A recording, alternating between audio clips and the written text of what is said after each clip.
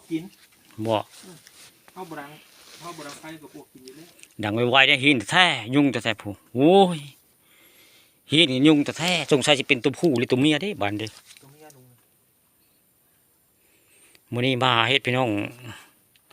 อันยุงหลายเด้เลยสิดังไฟอันอูดหินอูดยุงในถ้ำนี่ละอันนี้ถ้ำบริเวณทางลงท่าตาซืนบ้านอ่างตำบลนาตาลอำเภอเต่างอยในหมู่นี้มาพ่อถ้ำนี่บ่เคยมาจักเทื่อได้ถ้ำเบิ่งแล้วก็ถ้ำนี่มีแต่อันผู้ใดมากระบกมีแต่ห้อยกระแตกัดเพียงผู้จูวิจีวีนี่มื้ออื่นได้กระแตได้นี่กระแตได้เพิ่นกัดกินอันนี้เพิ่นกระแตเพิ่นคาบมากินนี่มันคาบไปหน่วยมาในตลาดเด้นี่เว้นอื่นได้เพิ่นคาบมาว่านี่เพิ่นก็กินแหละนี่เป็นหยังเพิ่นคาบเข้ามานี่เพราะว่าป้องกันนั่นฝนตกเพิ่นสิบ่เปียกกระแตนี่ในถ้ำอันนี้ลุงเชิญว่าถ้ำกระแตแล้วคาบเข้ามานี่ควายเพิ่นจะเข้ามาเนาะควายเพิ่นจะเข้ามาในถ้ำนี่ว่ะมันเข้ามาบ่ได้หรอกนี่กระแตแล้วครับมันเป็นมันมากระบกมากินนี่ข้าวดังได้หินยุงแท้ยุงก็สิเป็นยุงตัวไหม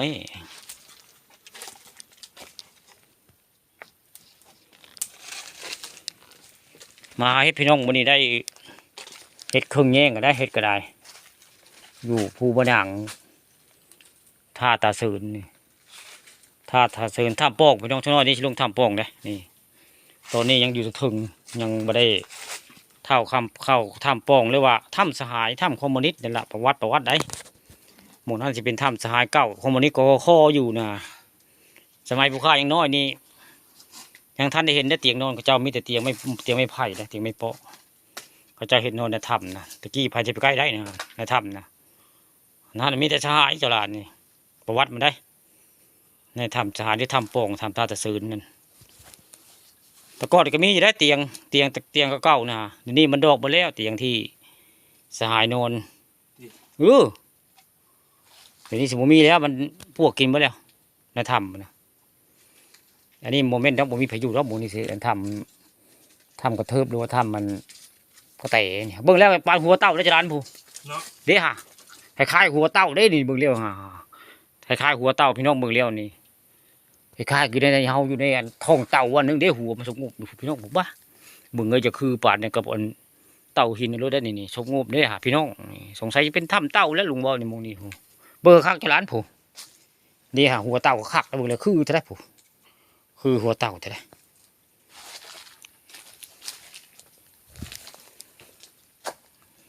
โอ้หินยุงก็นำเฮาจะได้เฮาย่างใส่กันทำแต่หินยุงก็ได้ไม่มีเสน่ห์คือเชียงยาเพราะเอง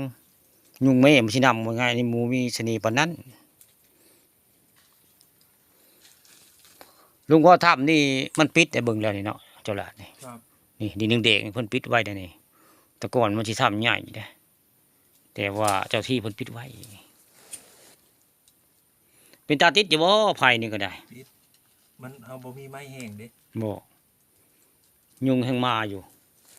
ยุงบ่พอหินนำผู้จักแมงยังนี่ตอมตาแท้แมงตอมตาคือมันแมงหยังก็จังหลาน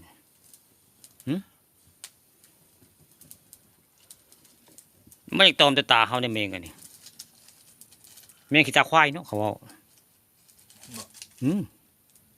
แมงขี้ตาควายแล้วมักตอมตาคนได้โอ้จะคือเยอะนี่สิควันตัวแล้วนี่คุณหินคุณยุงเพิ่นซักเสียเพชรบาดนี้คลิปนี้เนี่ยคุณยุงไว้บาดนี่ไพ่ลุกแล้วสำคัญได้ไปภูไปพานี่หินยุงนี่ดังไพ่นี่เพิ่นสิหนีได้นี่ในถ้ำนี่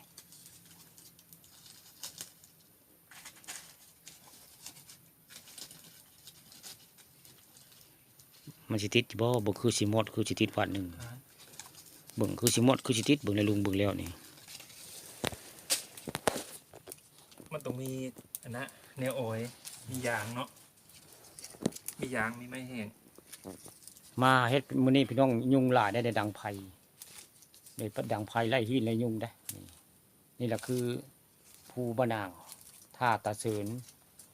ถ้ำโป่งนะมงนี่ตอนนี้กำลังสิลงได้แต่ว่ามาในถ้ำนี่ก็เลย ดังไพ่การหินกันยุงสะก่อนยันพลตกพี่น้องนี่รีในถ้ำสะก่อนพี่น้องจะลงไปบริเวณถ้ำปองหรือว่าถ้ำสหายได้มงนี่ใต้ลงไปสิเห็นได้ประวัติในตำนานสหายมาอยู่ได้แถวๆนี่ภูบันด่างหรือว่าท่าตาเสืนนี่มื้อนี้พาหลานชายมาเฮ็ดได้ครึ่งแย่ง